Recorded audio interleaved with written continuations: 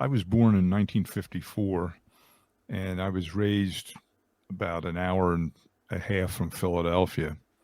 Uh, so when I was growing up, when you first started remembering things like in the late 50s or early 60s, uh, it was like a totally different world. I mean, it was a white world. Even though I was that close to Philadelphia, I never saw blacks. I think I remember the first time I ever saw a black person uh, in a Woolworths store.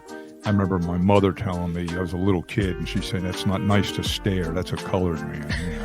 Because I knew I was looking at something different. But and there were no blacks on television, and that's one of the things that I realize. With young people today, it's hard to miss something that you never knew, and we got generations now growing up, and they don't even know what a high trust white society is, and the boomers are like, maybe the last ones that kind of remember that, and it's really heartbreaking to see what has happened to our society. But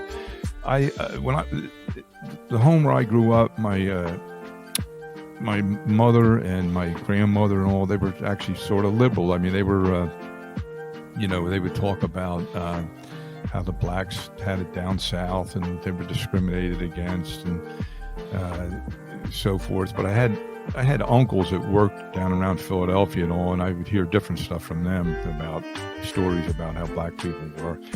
And my first real political activity was in 1968. I was in 10th grade, and George Wallace was running for president.